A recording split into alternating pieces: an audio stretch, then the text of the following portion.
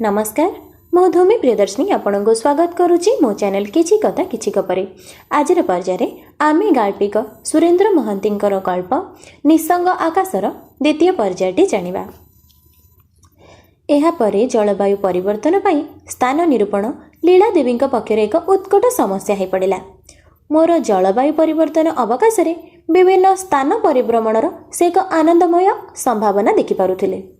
मोर कन्या और पुत्रवर्ग मध्य एही वार्तारे मुक्त पक्ष छुट्टीर उत्तेजना केवल अनुभव नुहे प्रकाश सुधा कर सारी।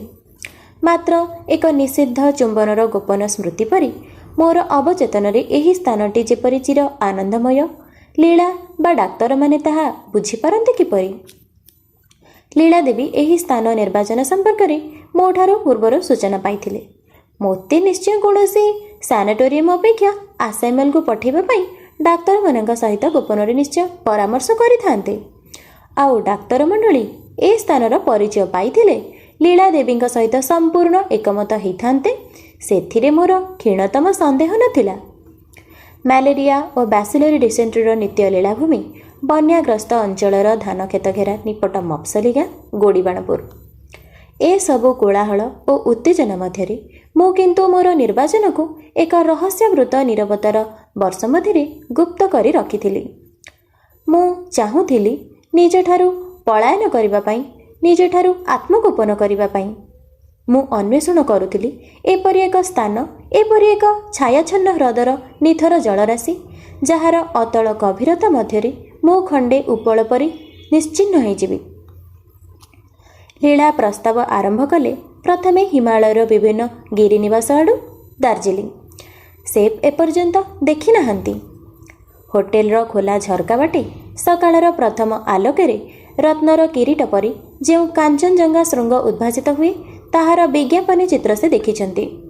टूरिस्ट पुस्तिका मानकर से दृष्टि दार्जिलिंग तो एकमात्र स्थान। देहरादून मध्य मंद नुहे। सकाळ और संध्यारे देहरादूनर छायाछन्न ह्रदरे नौका विहार देह और मन उभय पक्षरे नितांत स्वास्थ्यकर। ता नहेले सिमला भी मंद नुहे। ए सबु अवश्य रंगीन विज्ञापन परी दुर्मूल्य भावरे सस्ता और सुंदर पुणी अति मामूली हो पारे। लीला मोर मानसिक रुचि भल भाव जानती। से तेणु अग्रिम कैफत दे कहिले जदि ए सबु स्थान मामूली अति चिप मन हुए ताहले काश्मीर गुलमार्ग नहेले कुल्लू उपत्यकार मनाली मध्यरु जेकोसी को सिलेक्ट करा जाय पारे। ता नहेले एते दूर को न जाई सोलान गले मंद कण। सोलान रे तुम अंतरंग बंधु कर्नेल जाफरींकर गोटे चमत्कार बंगला अछि परा। सेथर बॉम्बे रे मिसेस जाफरी कहउथिले बंगलाटी गोटे निर्जन पहाड़ी ढालू रास्तार प्रवेश पथ उपरे अवस्थित। सेहिटारु आरंभ हेछि सोलान उपत्यकार पाइन आउ देवदारू जंगल। लीलांकर कल्पनार पक्ष लगिथिला। तांकर नाइलन साड़ी फरकोट और नुआ डिजाइन रो अलंकार मान एहीपरि शौखीन परिवेश मानकर एक रूपलोभी जनतार सप्रशंस दृष्टिर प्रतीक्षारे प्राय 4 वर्षरु ऊर्ध्व काल वार्डरोब मध्य बंद हो रही। से सबुर प्रदर्शन पाई मोर स्वास्थ्य लाभ तो एक अवकाश मात्र। किंतु आश्विन मास गिरिनिवास पाई समीचीन ऋतु नुहे से कथा लीला भूली जाइथिले। ताहेले समुद्र कूलर कथा चिंता करा जाय पारे। गोपालपुर अति ड्राम, पुरी नितांत मामूली। दीघारे बड़ जोर गोटे दिन बेसी रही हबनी। आउ कुआडे अच्छा पांडिचेरी गले किपरि हुअंता। लीला पांडिचेरी आश्रमर जड़े विशिष्ट भक्त। आश्रमर आशीर्वादरू मोर पदोन्नति घटिथिबा तांकर एक बद्धमूल धारणा। तेणु पांडिचेरी आश्रम को दर्शन उद्देश्य जीवा लीलांकर एक बहुपोषित अभिलाष थिला। लीलांकर ए समस्त आलोचना प्रति मु नितांत निस्पृहता प्रदर्शन करी नीरवरे उपरर छात को चाही सिगारेट धुआर कुंडली लक्ष्य करुथुली ओ चंद्र बा मंगल ग्रह अभिमुखरे केउ दिन रॉकेट विमानर टाइम टेबल प्रकाश पाइब से या चिंता करुथुली। किंतु चंद्र बा मंगल ग्रहर निष्परण मरुभूमि और लाभा ट्रेनार मध्यरे सबुज पृथ्वीर दिनतम कोण सुद्धा से दिन एक अनास्वादित रमणीयतारे जदि एकांत आकर्षणीय हो उठे। चंद्र बा मंगल ग्रहर रॉकेट स्टेशन मानकरू ताहेले पृथ्वी अभिमुखी फेरंता रॉकेट मानकरे ଯାତ୍ରୀ ଭିଡ଼ରେ ଟିକେଟ୍ ମିଳିବ କି ନାହିଁ କିଏ ଜାଣେ। ତାହେଲେ ଘଣ୍ଟାକୁ 36,000 ମାଇଲ ବେଗରେ ଏକ ଅତୃପ୍ତ ଉଲ୍କା ପରି ଶୂନ୍ୟ ପଥରେ ଘୁରି ବୁଲିବା ହିଁ ସାର ହେବ ମାତ୍ର। ମହାଶୂନ୍ୟରେ ଜଳବାୟୁ ପରିବର୍ତ୍ତନର ସମ୍ଭାବନା ମୁଁ ଚିନ୍ତା କରୁଥିଲି। ମୋର ଦୁଇ ଆଖିରେ ଦୃଷ୍ଟି ଥିଲା ମହାଶୂନ୍ୟ ପରି ବ୍ୟଞ୍ଜନା ଓ ଅଭିବ୍ୟକ୍ତିହୀନ ପୁଣି ବିସ୍ଫୋରିତ ଫାଳେ ସାଦା କାଗଜ ପରି। ଦୁଇ ଆଖିରେ ଏହିପରି ଶୂନ୍ୟ ନିର୍ବୋଧ ଦୃଷ୍ଟି ତ କାଳେ ମୋ ବ୍ୟାଧିର ସଙ୍କେତ। ପ୍ରତ୍ୟେକ ଘଟଣା ଓ ବସ୍ତୁ ପ୍ରତି ଏକ ଅରୁଚି ଓ ଅସନ୍ତୋଷ, ପୁଣି ପ୍ରତ୍ୟେକ ବିଷୟରେ ଅତୃପ୍ତି ତ ମୋ ବ୍ୟାଧିର ଲକ୍ଷଣ। ନିଦ୍ରାହୀନତା, କ୍ଷୁଧାହୀନତା ଓ କାର୍ଯ୍ୟରେ ଉତ୍ସାହହୀନତା ତ ମୋ ବ୍ୟାଧିର ଅନ୍ୟ ସବୁ ଉପସର୍ଗ। ଲୀଳା ଏତେ ଦିନ ପରେ ମୋ ଆଖିରେ ପୁଣି ହଠାତ୍ ସେହି ଶୂନ୍ୟ ଦୃଷ୍ଟି ଦେଖି ବିଚଳିତ ହୋଇପଡ଼ିଲେ। ଡାକ୍ତର କରୁଣାକରନଙ୍କୁ ଟେଲିଫୋନ୍ କରାଗଲା, ଅବଶ୍ୟ ମୋର ନେପଥ୍ୟରେ। ସମସ୍ତଙ୍କର କଣ୍ଠସ୍ୱରର ତୀବ୍ରତା ହଠାତ୍ କୋମଳ ହୋଇଗଲା। ପାଦ ଶବ୍ଦ ଅସ୍ୱାଭାବିକ ଭାବରେ ମୃଦୁ ଓ ମନ୍ଥର ହୋଇଗଲା। ଝିଅ ନୀନା ସୁଦ୍ଧା ରେଡ଼ିଓ ସେଲନ୍ର ସିନେମା ସଙ୍ଗୀତର ସ୍ୱର ପର୍ଦ୍ଦାକୁ ଏକାଥରେ ନ୍ୟୁନ କରିଦେଲା। ଶ୍ମଶାନ ସୁଲଭ ଏକ ନୀରବତା ମଧ୍ୟରେ ଆଲସେସିଆନ୍ କୁକୁର ପ୍ରିନ୍ସର ଗଳାଫଟା ସାମୟିକ ଚିତ୍କାର କେବଳ ଜୀବନ ଓ ବଞ୍ଚିବାର ଅଶ୍ରାବ୍ୟ ସୂଚନା ଯାହା ଦେଉଥିଲା ମାତ୍ର। ଡକ୍ଟର କରୁଣାକରନ ଷ୍ଟେଥୋସ୍କୋପ୍ ପକାଇ ମୋର ଛାତିର ସ୍ପନ୍ଦନ ଶୁଣିଲେ, କିନ୍ତୁ ହୃଦୟର ଉଦ୍ବେଳନ ବୁଝିଲେ କି? ରକ୍ତଚାପ ମାପିଲେ, ଚିନ୍ତା ଗମ୍ଭୀର ଦୃଷ୍ଟିରେ ମୋତେ ତନ୍ନ ତନ୍ନ କରି ଦେଖିଲେ। ତାପରେ ମୋ ପ୍ରତି ସମ୍ପୂର୍ଣ୍ଣ ନିଷ୍ପୃହତା ପ୍ରକାଶ କରି ଚୁରୁଟରୁ କଡ଼ା ଧୂଆଁର କୁଣ୍ଡଳି ଛାଡ଼ି ତଳର ଚଟାଣରେ ଜୋତା ଠକ୍ ଠକ୍ କରି ଏକ ବିଚିତ୍ର ବାଦ୍ୟ ସୃଷ୍ଟି କରିଦେଲେ।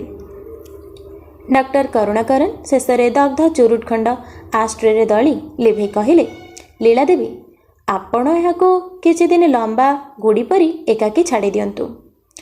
ପରାମର୍ଶ ଦିଅନ୍ତୁନି, ଗତି ନିୟନ୍ତ୍ରଣ ମଧ୍ୟ କରନ୍ତୁନି। ସେ ନିଜର ରୁଚି ଓ ଇଚ୍ଛାରେ କେତେଦିନ କୁଆଡ଼େ ବୁଲି ଆସନ୍ତୁ। ସଙ୍ଗରେ କ'ଣ ନେବେ, କୁଆଡ଼େ ଯିବେ, କେବେ ଫେରିବେ, ସେସବୁ ପଚାରି ବୁଝିବାର ଚେଷ୍ଟା କରନ୍ତୁନି। ଆପଣ ଦେଖିବେ ସେ ଫେରିଲା ପରେ ଏସବୁ ଉପସର୍ଗ ତାଙ୍କର ଆଦୌ ନଥିବ। ଏ ବ୍ୟାଧି ମାନସିକ ଅଥବା ଶାରୀରିକ ନୁହେଁ, ଏହା ଆଧ୍ୟାତ୍ମିକ। ଆଜିର ମଣିଷ ସମାଜ ଓ ସମୂହଠାରୁ ଦୂରେଇ ଦୂରେଇ ଏକ ଅପରିଚିତ ଆଗନ୍ତୁକରେ ପରିଣତ ହୋଇଛି। ନିଜଠାରେ ନିଜେ ସୁଦ୍ଧା ସେ ନିତାନ୍ତ ଅପରିଚିତ ଓ ଆଗନ୍ତୁକ, ପୁଣି ନିତାନ୍ତ ନିଃସଙ୍ଗ। ସକାଳେ ଉଠି ନଦୀ ଘାଟରେ ଅନ୍ୟ ସାଧାରଣ ଲୋକଙ୍କ ସାଙ୍ଗରେ ଗାଧେଇ ସ୍ତୋତ୍ର ଆବୃତ୍ତି କରି ସୂର୍ଯ୍ୟଙ୍କ ଉଦ୍ଦେଶ୍ୟରେ ପାଣି ଆଞ୍ଜୁଳି ଢାଳି ବଗିଚାରୁ ଫୁଲ ତୋଳି ମନ୍ଦିରରେ ଘଣ୍ଟା ପିଟି ଅଥବା ସେହିପରି ଅନ୍ୟ ଭାବରେ ଏକ ବୃହତ୍ତର ସତ୍ତା ମଧ୍ୟରେ ସେ ନିଜର ଦୁର୍ଭାର ଅହନ୍ତ ଲୋପ କରିଦେଇ ପାରିଲେ ଏକ ନୂଆ ମଣିଷ ହେଉଠନ୍ତା। ମାତ୍ର ଏକ ଧନବାଦୀ, ସଫଳତା ଓ ପ୍ରତିଯୋଗିତା ସର୍ବସ୍ୱ ସମାଜରେ ଜୀବନର ସେ ସ୍ୱଚ୍ଛନ୍ଦ ଓ ନିରଭିମାନୀ ଉପଭୋଗ ସମ୍ଭବ ନୁହେଁ। ସେଥିପାଇଁ ଆଜିର ମଣିଷ ମରେ ହୃଦରୋଗରେ, ନୋହିଲେ ରକ୍ତଚାପରେ। ସେଦିନର ମଣିଷ ପରି ସଂକ୍ରାମକ ବିସୂଚିକା ବା ଅନ୍ୟ ମଡ଼କରେ ନୁହେଁ। ସେ ବଞ୍ଚେ ଏକାକୀ, ଅର୍ଥ, ଅଧିକାର ଓ ଅଭିମାନର ନିର୍ଜନ କାରାଗାର ମଧ୍ୟରେ। ମରେ ନିଶବ୍ଦରେ, ସମାଜର ଅଜ୍ଞାତସାରରେ, ହଠାତ୍ ଆକସ୍ମିକ ଭାବରେ, ନିଃସଙ୍ଗ ଶଯ୍ୟାରେ ଅଥବା ଅଫିସରେ। ଏସବୁ ବ୍ୟାଧି ପାଇଁ ଏକମାତ୍ର ପ୍ରେସ୍କ୍ରିପ୍ସନ୍। ତେଣୁ ଚେତନ ମଧ୍ୟରୁ ଅବଚେତନକୁ ଫେରିଯିବା। ଡକ୍ଟର କରୁଣାକରନ ଜାତୀୟ ସୁଖ୍ୟାତି ସମ୍ପନ୍ନ ଜଣେ ଅଭିଜ୍ଞ ଚିକିତ୍ସକ, ପୁଣି ବିଶିଷ୍ଟ ମନସ୍ତାତ୍ତ୍ୱିକ ରୂପେ ସେ ମଧ୍ୟ ପରିଚିତ।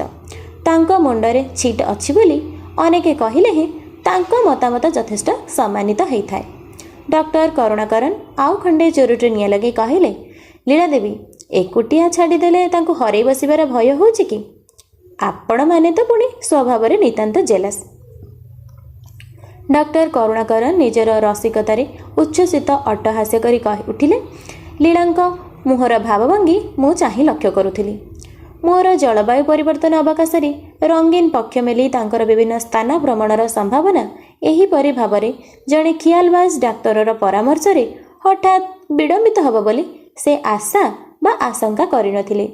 ତାଙ୍କ ମୁହଁର କୋମଳ ରେଖାଗୁଡ଼ିକ ଧୀରେ ଧୀରେ କୁଞ୍ଚିତ ହେଉଥିବା ମୁଁ ଲକ୍ଷ୍ୟ କରୁଥିଲି।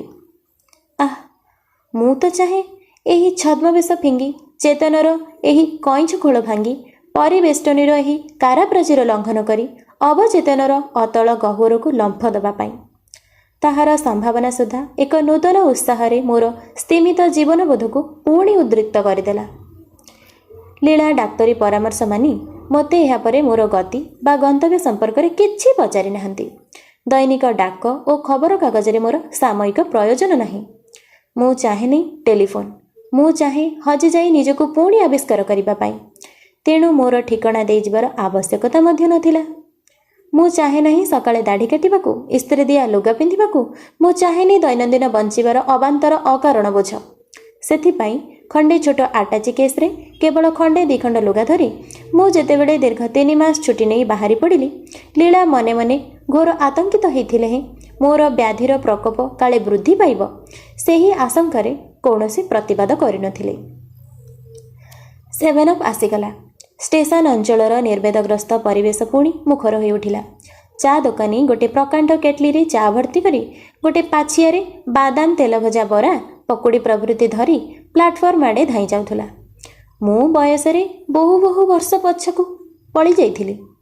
ଡାକିଲି, ଆଉ ଗୋଟେ ଚା ଦିଅ। ଦୋକାନୀ ଗୋଟେ ଗ୍ଲାସରେ ମୋ ପାଇଁ ଚା ଢାଳିଦେଲା। ତାର ପାଛିଆ ଭିତରକୁ ଚାହିଁ ମୋର ଜିହ୍ୱା ହଠାତ୍ ଲାଳାୟିତ ହୋଇଉଠିଲା। ଆମେବିକ୍ ଡିସେଣ୍ଟ୍ରି ଅଥବା ବ୍ୟାସିଲେରି ଅଥବା ମହାମାରୀର ଜୀବାଣୁର ଆତଙ୍କ ପ୍ରତି ଭ୍ରୂକ୍ଷେପ ନ କରି ମୁଁ କହିଲି, 2ଟା ନା 4ଟା ବରା ଦିଅ। ଲଙ୍କା ପକେଇଛ ତ?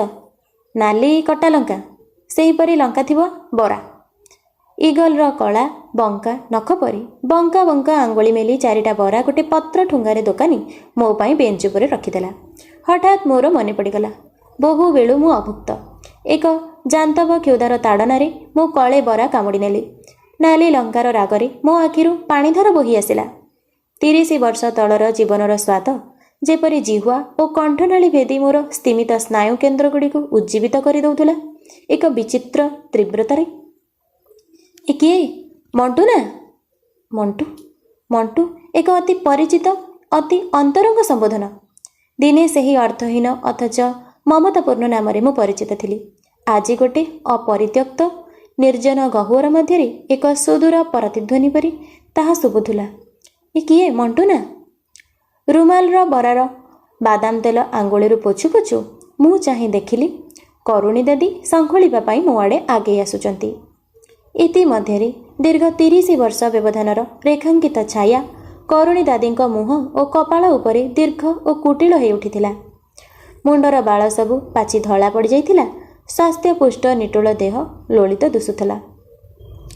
ଆଜିର ପର୍ଯ୍ୟାୟରେ ଆମେ ଏହି ନିଃସଙ୍ଗ ଆକାଶ ପର୍ଯ୍ୟାୟର ଦ୍ୱିତୀୟ ପର୍ଯ୍ୟାୟଟି ଏତିକି ଜାଣିଲେ। ମୁଁ ଆଶା କରୁଛି ଆଜିର ପର୍ଯ୍ୟାୟଟି ଆପଣଙ୍କୁ ନିଶ୍ଚିତ ଭାବରେ ଭଲ ଲାଗିଥିବ।